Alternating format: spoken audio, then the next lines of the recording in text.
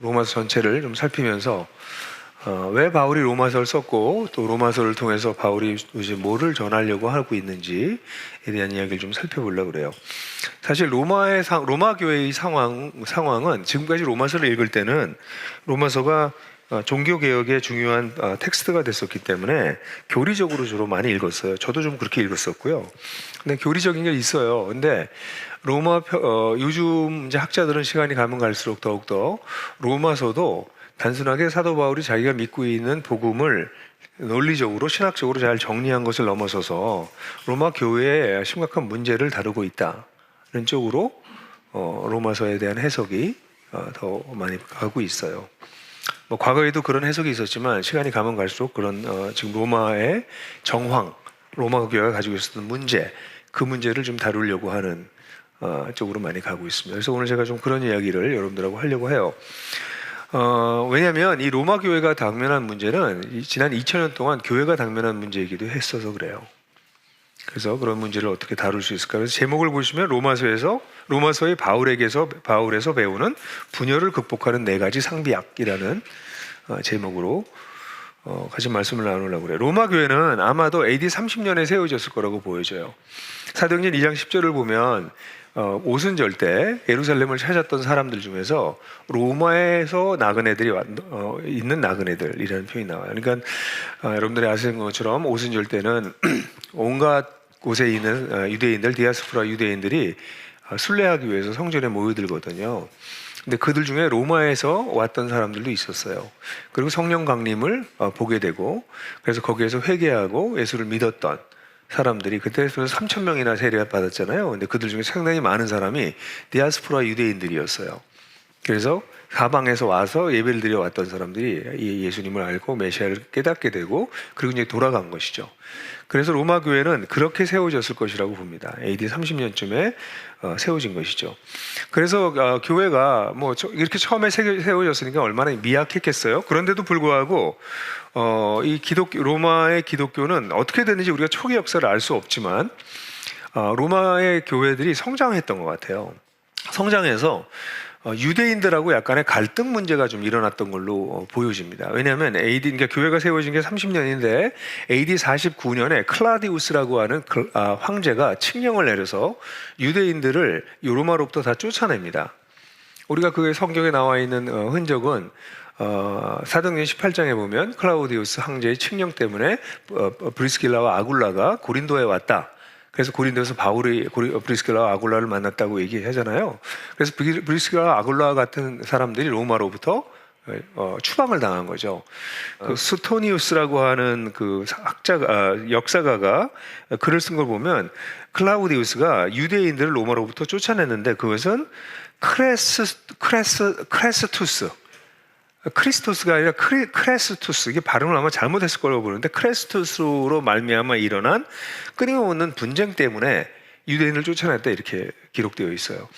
그래서 아마 크라이스트를 크리스토스라고 하는 단어를 잘못 써서 크레스투스라고 썼을 것이다 이렇게 보는데 그래서 이 유대인들 속에서 그리스도를 믿는 유대인과 그리스도를 믿지 않는 유대인들 사이에서 갈등이 일어나고 그게 좀 시끄러워져서 아마도 그래서 추방하지 않았을까.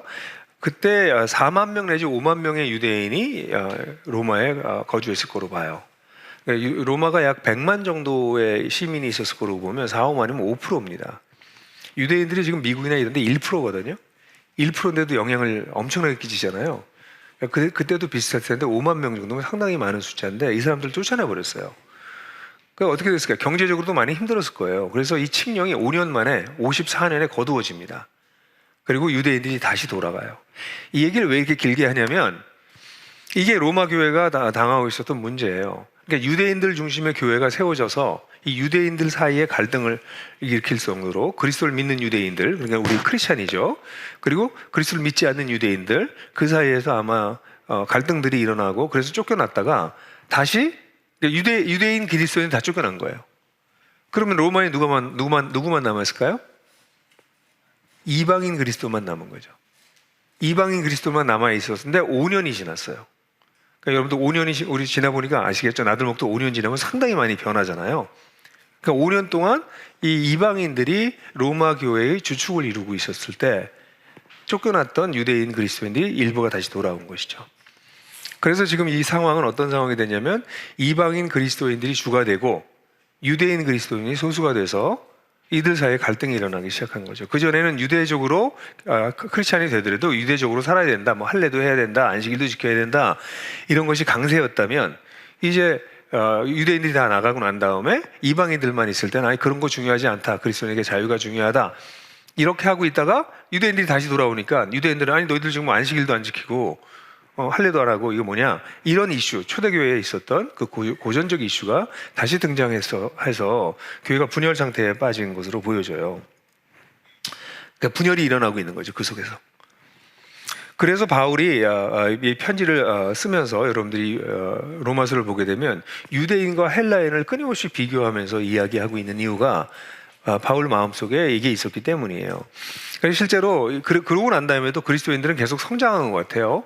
그래서 그러니까 이 클라우디우스 칙령으로 돌아온 게 AD 54년인데 AD 64년에 네로의 박해가 일어날 때쯤 됐을 때는 기독교인의 숫자가 굉장히 많아져서 화제를 일으키고 난 다음에 이걸 기독교인들이 잘못한 거라고 넘길 수 있을 정도로 그리스도인들의 숫자가 굉장히 커진 숫자가 된 상황이에요. 그러니까 그 상황에서 바울이 이 로마 교회에 이런 문제를 가지고 쓴 거죠. 근데 바울은 이 로마 교회가 여러 사람들이 세워졌고 사실 아마도 5개 정도의 최소 5개 이상의 가정교회가 있을 것이다 라고 우리가 추정을 해요. 왜냐하면 바울이 AD 57년 초에 로마서를 쓰게 되는데 고린도에 썼습니다.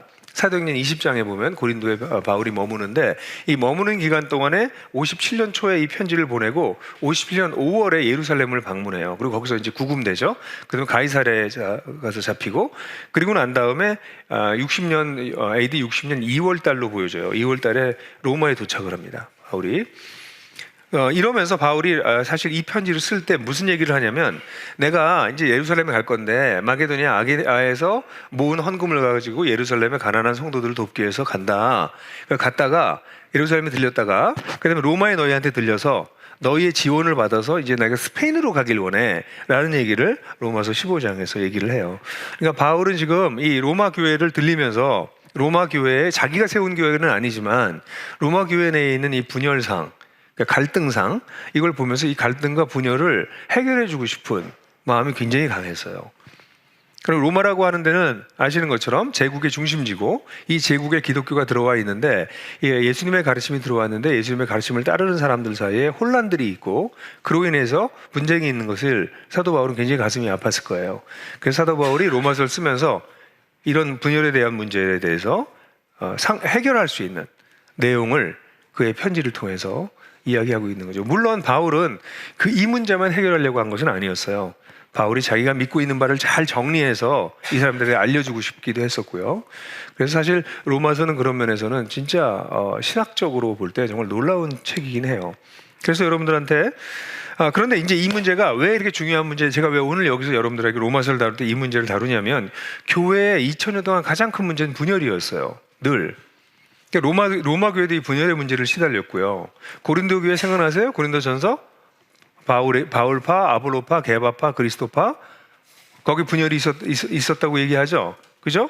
그 다음에 빌립보서, 갈라디아서는 뭐죠? 갈라디아서 가장 처음 먼저 유대적 기독교인과 그래서 유대교를 요구하는 야고보에서 온 사람들과 갈라디아에 있었던, 그래서 베드로와 바나바조차도 위선하게 되는 것을 보면서 이런 문제가 생기면 안 된다. 그래서 쓴 게 갈라디아서잖아요. 거기서도 갈등이 보이기 시작하죠. 빌립보서도 보면 거기 정확하게 나오지 않지만 성령의 하나 되게 하신 것을 힘써 지켜라. 이런 표현들을 보게 되면 교회 내에서도 문제가 있었다는 것을 알게 되고요. 목회 서신을 보면 거짓 선지자, 가짜 교사들이 와서 교회를 흔들어 놓을 것이라고 하는 얘기를 끊임없이 얘기하고 있어요. 그래서 사실은 교회의 문제는 사실 이 분열의 문제입니다. 제가 미국에 가서 사역을 할 때마다 이제 디프레션에 빠져요. 좀 심할 정도로 디프레션에 빠집니다. 왜냐하면 미국 교회는 한국 교회의 지금 한국 교회의 미래를 본다고 할까? 그렇게 봐야 되나 할 정도 잘 모르겠지만 제가 이제 시카고에 예를 들어서 제가 유학 시절에 시카고에 굉장히 크고 건강하고 건강은 모르겠지만 힘 있는 교회가 많았어요. 근데 지금 제가 유학 끝내고 돌아온 지 20년쯤 넘었는데 20년 동안 그 교회들 중에서 다 쪼개졌어요. 그래서 제일 큰 교회가 그때 뭐 2,000명, 3,000명까지 있었던 교회인데 지금 800명으로 줄었습니다. 숫자가 적은 거가 중요한 건 아니에요. 숫자가 줄어서 큰일 났다 그렇게 생각하는 건 아니에요.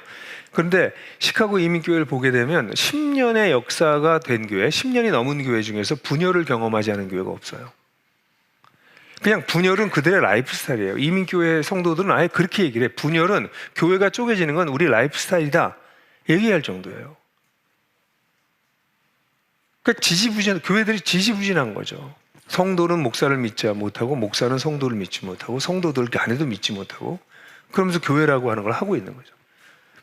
그냥 무너져 내려가고 있는 이민교회를 보고 있으면 갈 때마다 도우러 가는데 마음이 너무 힘들어요. 근데 한국의 교회는 어떨까요? 지금 우리 이 땅에 있는 한국의 교회도 지금 장로님들과 목사님들 사이의 갈등으로 인해서 끊임없이 교회가 분열하고 있어요. 그러니까 교단에 들어가 보신 분들은 교단 속에서 일어나고 있는 일을 아실 거예요.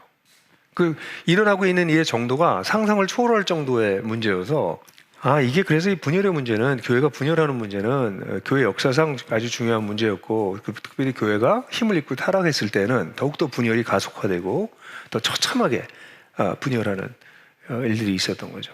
그래서 오늘 제가 여러분들하고 같이 다루는 이 주제는 가정교회 내 아주 작게는 가정교회에서의 분열의 문제, 갈등의 문제, 여기서부터 시작해서 크게는 교회 내의 문제, 교단 내의 문제, 또 우리는 뭐 교단은 아니지만 우리 네트워크에 가는 그럴 수 있는 문제, 이런 것들에 대한 일종의 상비약 내는 예방접종 같은 내용으로 여러분들하고 좀 말씀을 나눠야 되겠다. 왜냐하면 우리 교회들도 아직 어리잖아요. 그러니까 우리는 이제 분열이 아니라 분립을 하고 있지. 우리는 건강한 면에서 분립을 하고 있지만 세월이 지나면 대부분의 교회가 이런 문제를 역사 속에서 경험했다는 거예요. 그럼 우리는 경험하지 않을 거다 이렇게 생각하는 것은 굉장히 교만한 생각이고, 그렇다면 우리는 어떻게 준비해서 이런 분열이 아니라 건강한 분교와 분립으로 계속 우리가 갈 것이냐 하는 게 우리의 이제 이슈가 되겠죠. 그래서 여러분들하고 같이 그런 말씀을 나눠야 되겠다 생각하는데, 첫 번째 상비약은 신학이에요.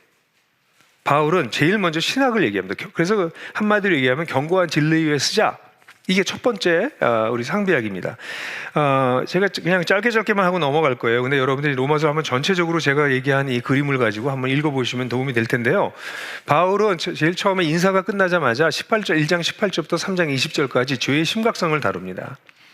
이 죄의 심각성을 다룬 걸 통해서 바울이 얘기하고 싶었던 것은 이방인이나 헬라인이나 다 죄인이다. 유대인이나 헬라인이나 다 죄인이다 라는 얘기를 강조하고 있는 거죠. 그래서 유대인도 헬라인도 하나님 앞에 설 수가 없다라고 하는 얘기가 강조되고 모든 사람이 죄 아래에 있다라고 하는 선언하는 것이 맨 첫 번째 얘기입니다.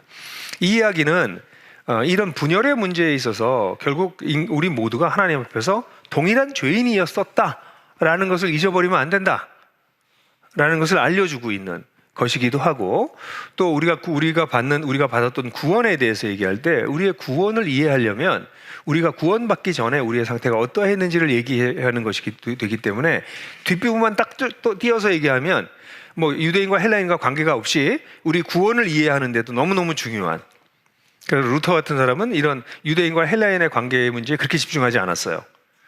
구원의 문제에 집중했기 때문에. 그래서 죄의 문제를 먼저 얘기를 해요. 그리고 난 다음에 3장 21절부터 5장 11절까지 하나님의 은혜가 차별 없이 나타났다. 그래서 선지자들과 예언사들이 기다렸던, 구약에서 기다렸던 그 그리스도가 오셔서 그 그리스도를 믿음으로 말미암아 우리 모든 사람들에게 헬라인이건 유대인이건 상관없이 다 믿음으로 의롭게 되는 하나님의 은혜가 나타났다. 그러면서 4장 같은 경우에는 바울이 무슨 얘기를 하냐면 아브라함을 얘기하면서 아브라함이 할례를 받기 전에 의롭다 여김을 받았다. 율법이 오기 전에 의롭다함을 여김을 받았다. 그러니까 아브라함이 우리 믿음의 조상인데 아브라함은 유대인, 율법과 할례를 가지고 있는 유대인들에게만 믿음의 조상이 아니라 율법과 할례를 가지고 있지 않는 이방인에게도 믿음의 조상이다 라는 얘기를 하면서 그 얘기를 통해서 믿음의 원리도 얘기하고, 그러니까 바울은 정말 대단해요. 믿음의 원리가 얼마나 중요한지도 얘기하고, 이 믿음의 원리로 유대인과 헬라인의 차별이 없어졌다. 다 똑같이 하나님께서 동일한 방법으로 그들을 의롭게 여기신다 게 4장에서 한 얘기예요. 그리고 난 다음에 5장 1절부터 11절까지는 그렇게 믿음으로 말하면 의롭게 됐을 때 우리가 얼마나 놀라운 복을 누리는지에 대해서 얘기해 줘서 5장 1절부터 11절은 많은 사람들이 통째로 암송하는 구절이기도 해요. 믿음으로 의롭게 된 자들이 누리고 있는 복에 대해서 얘기하고 난 다음에 5장 11절부터 끝까지 갑자기 이상한 얘기를 하는데 아담을 얘기하고 아담에서 모든 사람이 죄가 죄인된 것처럼 그리스도 안에서 모든 사람이 의인됐다는 얘기를 그 다음에 해주거든요. 왜 그 얘기를 하냐면 아담으로 말미암아 모든 사람이 죄인이 돼서 분열했던 우리들이 그리스도 안에서 새로운 인류가 되었다. 그리스도 안에서 새로운 가족이 되었다라는 얘기가 로마서 5장의 얘기예요. 그러니까 하나님의 은혜가 임함으로 말미암아 차별 없는 하나님의 은혜가 임함으로 말미암아 어떻게 됐어요?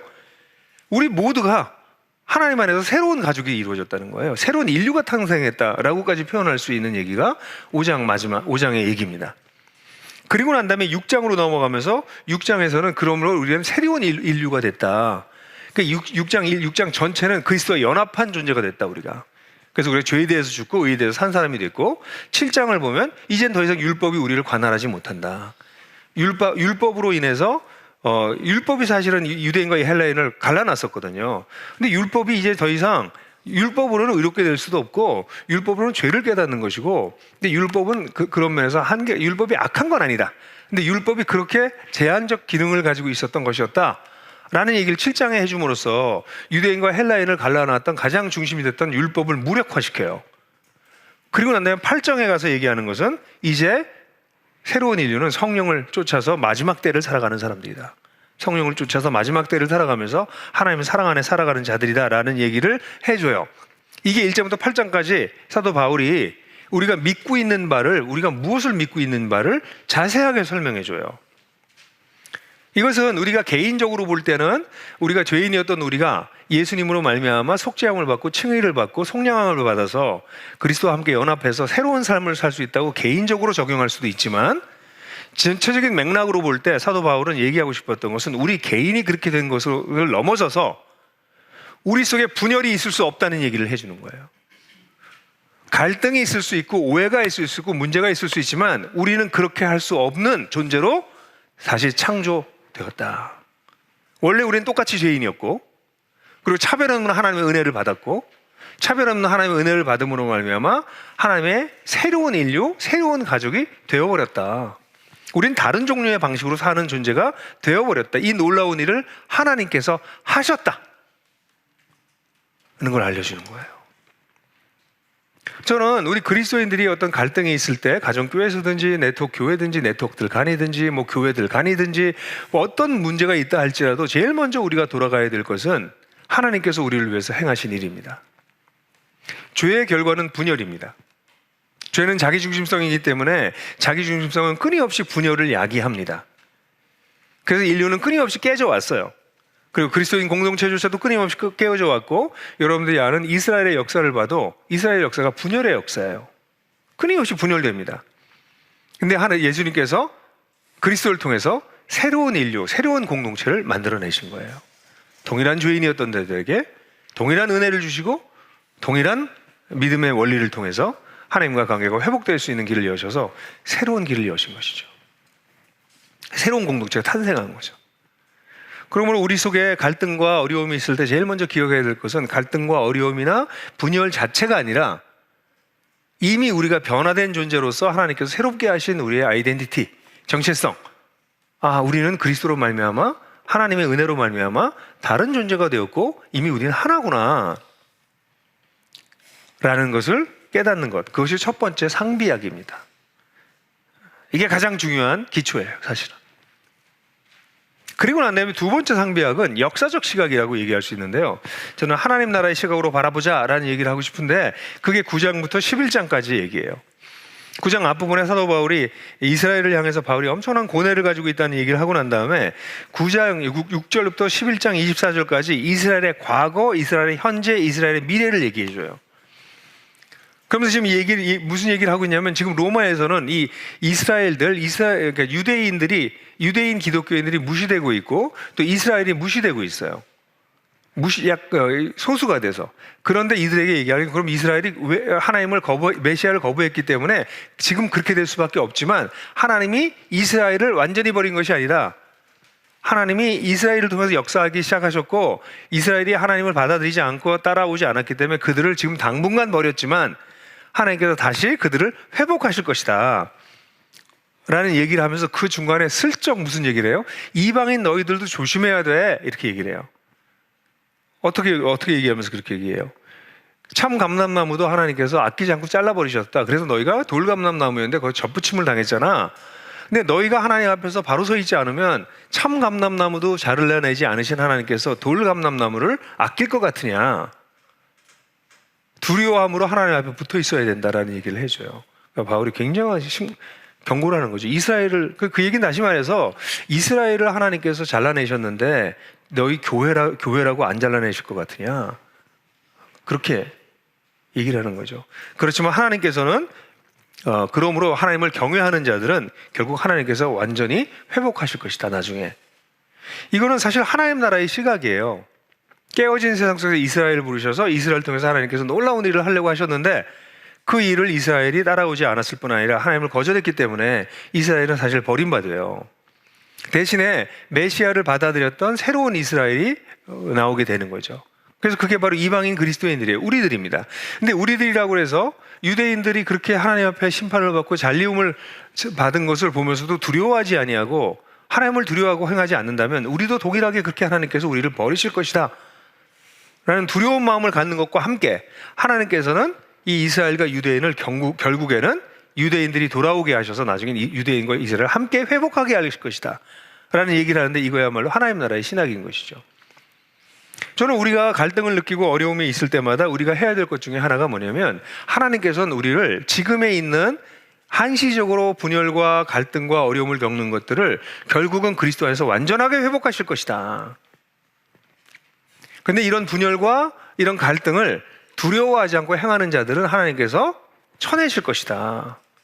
그러니까 기독교를 잘못 이해해서 하나님을 너무 은혜의 종교로만 생각해서 하나님을 두려워하지 않는 사람들이 한국 교회 내에 너무 많아요. 특별히 저는 교회의 분열을 일으켜서 교회를 깨는 사람들은 하나님께서 과연 구원까지 거두어가지 않으실까 할 정도로 심각하다고 생각해요. 근데 교회를 깨는 걸 너무 쉽게 생각해요. 그게 목사들이 그렇게 시작했어요. 한국 교회에서. 그래서 거기에 상처를 받은 성도들도 이제는 목사들하고 갈등 관계에 들어가기 시작했어요. 물론 그렇지 않은 건강한 교회도 일부 있어요. 근데 제가 일부라고 얘기해야 할 정도로 대부분의 교회가 교회를 깨는 사람들, 처치 브레이커들이 교회 곳곳에 있어요. 한국 교회 역사가 너무 슬픈 역사가 이렇게 된 것에 대해서 그 이유가 저는 하나님을 두려워하지 않아서 그래요. 이스라엘도 아끼지 않으신 하나님께서 돌감나무를 아낄 것 같으냐. 그래서 하나님을 경외하는 마음과 또 하나는 근데 무서워하는 것만이 아니라 하나님은 우리의 부족함에도 불구하고 결국은 온전하게 회복시킬 것이라고 하는 소망. 이 두 가지가 다 우리에게 있을 때, 이런 역사적 시각이 있을 때, 그때 우리가 분열을 대할 때 두려워해서 조심하기도 하고, 그리고 온전하게 회복하실 그 소망을 기대하기도 하고.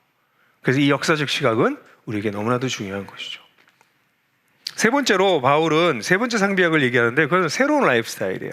그러므로 형제들아 내가 하나님의 모든 자비하심으로 너희를 권하노니 너희 몸을 하나님의 기뻐하시는 거룩한 산제사로 드려라 하면서 시작됐던 이 이야기는 12장서부터 시작돼서 13장 14절까지 새로운 삶에 대한 얘기를 해요. 새로운 공동체적 삶에 대해서 12장에 얘기하고 13장에는 이 세상 권세에 대해서 세상 권세는 그럼 어떻게 할 거냐라는 얘기를 다루고요. 여기 로마에 있었으니까 로마 제국을 어떻게 다룰 거냐에 대한 문제를 다루고요. 그다음에 13장 8절부터 10절이 아주 중요한데 사랑이 거의 모든 것이다. 율법의 완성이다 라고 핵심적으로 얘기하고 그걸 종말론적 책임감 안에 집어넣어요. 그래서 사도 바울은 무슨 얘기를 하냐면 이렇게 우리가 그리스도 안에서 온전한 존재가 되었다는 것과 그러니까 구원받은 사람이 되었고 우리가 새로운 인류로 새로운 가족, 새로운 인류로 탄생하게 되었다면 그런 역사적 의식을 가지고 살아가면서 지금 이 땅에서는 어떻게 해야 돼요? 사랑해야 된다. 사랑이라고 하는 새로운 라이프 스타일을 개발해야 된다. 그래서 12장서부터 13장까지는 어떻게 우리가 사랑할 것인지에 대한 구체적인 이야기들이 가득 담겨져 있는 아주 실제적인 권면이 들어가 있죠. 그러면서 이제 바울이 진짜 얘기하고 싶었던 얘기로 14장으로 넘어가요. 14장에서 얘기하는 게 뭐냐면 서로 비판하지 마라. 비판하지 말고 격려해라. 그래서 넘어지게 하지 말아라. 그 덕을 세우는데 힘을 써라. 덕을 세우는 삶을 추구해라. 라는 얘기를 14장의 1절부터 15장 6절까지.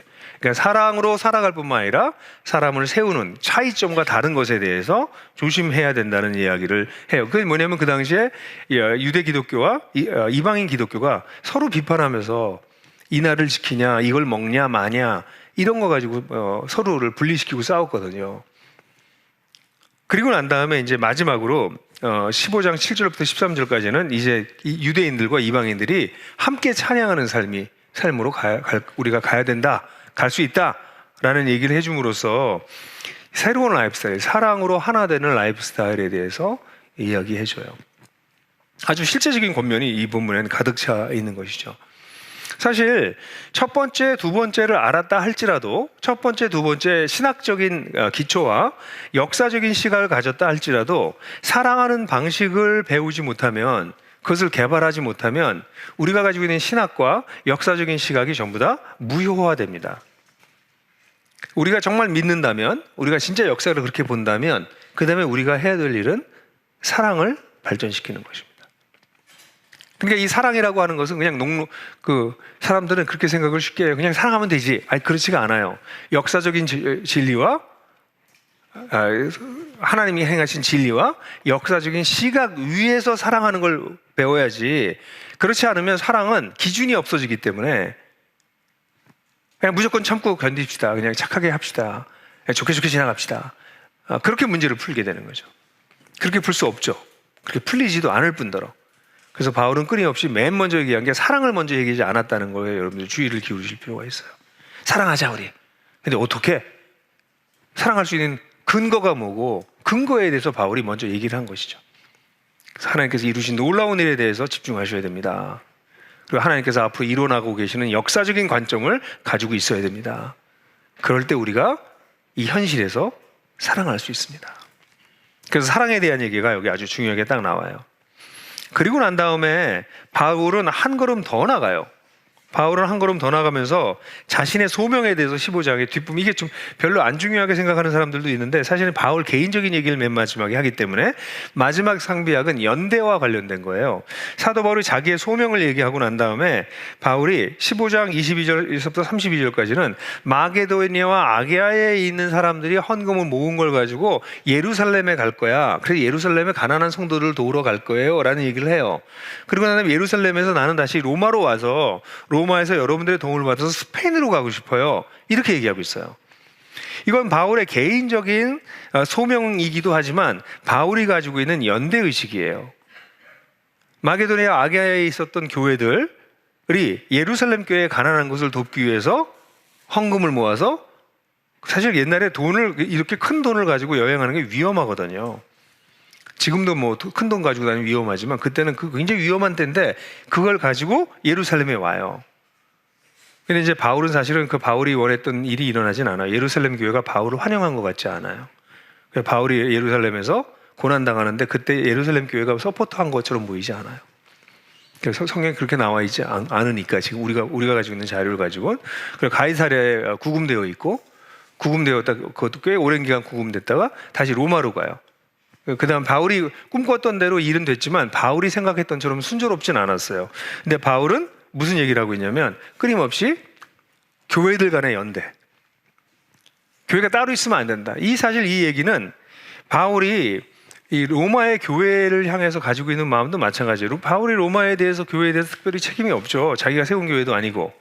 근데 바울의 로마의 교회가 분열하고 있는 것을 보면서 이거 분열하시면 안 됩니다, 여러분. 여러분들이 사랑 가운데 하나가 돼야 돼요 라는 얘기를 해주기 위해서 이 긴 편지를 쓰고 있는 거거든요. 그러니까 바울은 이 연대에 대한 의식, 우리가 성도로서, 우리 형제들로서, 형제 교회로서 연대하는 게 얼마나 중요한지를 누구보다도 알고 있었어요. 그래서 바울이 이제 결국은 자기가 하고 있는 이 일이 개인의 일이 아니라 하나님 나라의 일이고, 그렇기 때문에 예루살렘 교회도 로마 교회도 바울을 도와줘서 바울이 스페인까지 가서 땅끝까지 복음을 전하는 일을 같이 동역했으면 좋겠다라는 얘기를 여기서 쓰고 있는 거죠.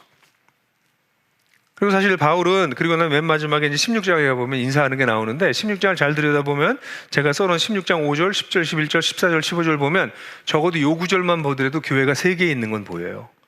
아, 3개의 가정교회가 여기 있었구나.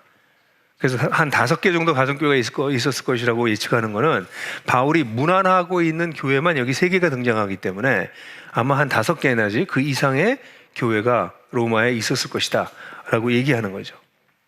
그래서 바울은 이런 사랑의 관계를 가지고 바울이 편지를 쓰고 있어요. 제가 사실 오늘 시간이 없어서 성경 구절을 하나도 읽지 않고 그냥 쫙 설명해 버려서 여러분들이 여기 있는 성경 구절 찾으시면서 다시 들으셔야 이 내용을 충분히 이해하실 수 있을 거라고 생각해요. 근데 이 다음에 어떻게 됐을까? 바울이 이렇게 했는데, 바울이 이 편지를 쓸 때는 예루살렘에 가서 그래도 예루살렘에 있는 형제들과 큰 교제를 나눌 수 있을 줄 알았는데 그렇지 못했어요. 그리고 바울은 이 예루살렘으로부터 파송을 받아서 로마로 갈 그런 마음을 가졌는데 파송을 받지 않고 오히려 이상한 방식을 통해서 가이사랴에 구금됐다가 그다음에 호송돼서 그래서 뭐 배에서 난파도 당하고 뭐 이래서 어쨌든 우여곡절에 로마까지 오긴 와요 또 바울이. 너무 신기하죠. 그러니까 바울이 자기가 생각했던 대로 일이 되지 않아요. 근데 하나님이 이 일을 이루어 주세요. 그리고 아마도 바울은 스페인까지 갔을 것이라고 저는 봐요.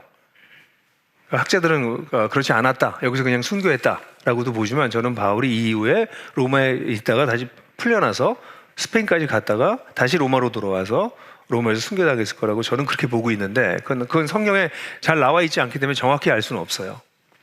그럼 로마 교회는 어떻게 됐을까? 알려있지 않아요. 로마 교회가 어떻게 되는지 알려있지 않습니다. 어떤 면에서는 저한테는 그렇게 느껴져요.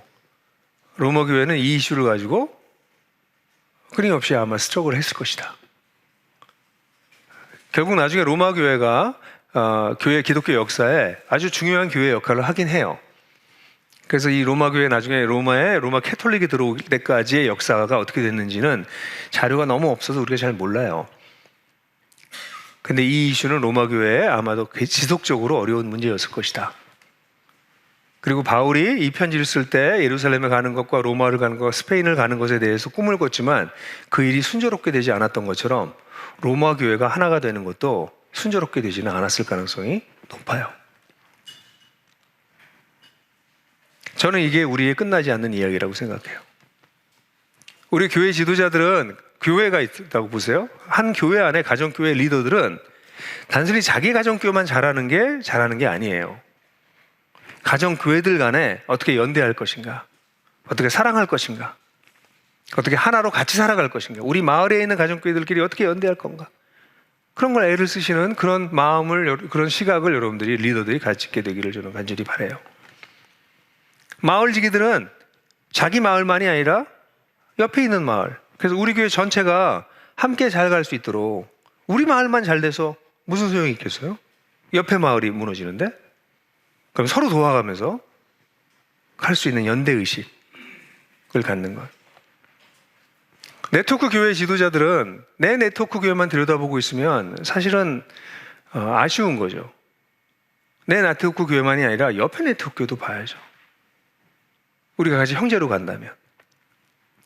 그래서 지도자들이 시각이 지도자만 되면 될수록 시야가 높아지고 멀어져야 되는 거죠. 뭐 개인은 신앙적으로 어릴 경우에 자기 인생만 들여다보고 있죠. 내 가정교회 목자, 마을지기, 네트워크 리더들, 그런 관점이 달라지는 거죠. 더 나아가서 네트워크 교회, 우리 나들목 네트워크 교회만 잘 되면 뭐합니까? 한국 교회가 무너지고 있는데, 한국 교회가 정말 무시무시한 소리로 무너지고 있어요. 근데 우리 나들목 네트워크 교회가 건강하니까 한국 교회에 대해서 아무런 부담감을 갖지 않는다면 하나님께서 기뻐하실 거라고 저는 생각하진 않아요. 너희들한테 그렇게 큰 복을 준 이유는 복의 근원이 되라고, 너희들 살려서 딴 교회도 살리고 싶어서 너희 살린 거지, 너희만 혼자 잘 살게 하려고 내가 너희를 보냈겠느냐? 라고 말씀하실 거라고 생각해요. 사도 바울이, 제가 이 제목을 그렇게 지려고 했어요. 처음에는 마당발 바울 뭐 이렇게 하든지 아니면 오지랖 넓은 바울 뭐 이렇게 하든지 그런 얘기를 쓸까? 왜 바울은 로마 교회에 이렇게 관심이 많을까? 자기가 세운 교회도 아닌데 그냥 지나갈 건데 로마의 교회 가서 이 로마 교회에 무슨 뭐 교회 전체를 통합해서 자기가 리더가 되려고 하는 야망이 있는 것도 아니고 로마를 지나갈 사람인데, 근데 로마에 이렇게 편지를 다 쓸까? 로마에 있는 교회에 바울이 가지고 있었던 마음이 어떤 마음이었길래 바울은 자기랑 상관도 없는 로마 교회에 이렇게 편지를 장황하고 긴 편지를 쓸까? 바울은 이스라엘 사람들로부터 배척을 많이 받았기 때문에 마게도니아 악에 있는 교회만 세우면 되는데 왜 여기서 헌금을 모아가지고 예루살렘 교회도 가지고 가나? 바울은 이미 사역을 많이 했는데 왜 또 스바냐까지 가려고 이렇게 난리를 치나? 사도 바울은 지금 여기 우리가 보았던 이 4가지 상비약에 해당하는 내용을 진짜 알고 있어서 그래요. 하나님께서 이방인과 유대인들을 하나로 만드시는 엄청난 놀라운 일을 행하셨다. 그리스도에서 의롭게 됨으로 말하면 놀라운 일이 진짜 벌어졌다. 그리고 하나님은 역사를 끌고 가시면서 지금은 이 둘이 유대인들이 하나님을 믿고 있지 않지만 결국은 이 둘을 완전히 회복해서 하나님께 예배를 드리게 할 것이다. 그렇게 하기 위해서는 실제적으로 우리가 사랑으로 사는 삶의 스타일을 개발해야 된다. 이를 위해서는 우리가 각자 도생하는 것이 아니라 연대해야 된다. 저는 우리에게도 이야기가 쓰여지고 있다고 생각해요. 우리 나들목 네트워크의 교회들 5교회가, 그리고 이번에 또 한 교회가 분립했잖아요. 6개 교회가 되고 앞으로 아마 그런 일들이 더 일어날 걸 기대하는데, 그런 일들이 일어나면서 우리 속에 있는 하나됨, 연대는 나들목 네트워크의 세를 키우려고요. 그게 아니고요. 하나님 나라를 우리 한국교회 이 땅에 드러내게 하기 위해서 애쓰는 것이죠. 여러분들 오늘 같이 나눴던 이 말씀을 잘 마음속에 품으시고요. 진리, 역사의식, 구체적 삶의 방식, 연대의식이라고 하는 4가지 상비약을 여러분들이 늘 가지고 계실 수 있도록, 그러면 아마 우리 속에 피할 수 없는 여러 가지 갈등과 어려움들을 극복해낼 수 있지 않을까 생각합니다.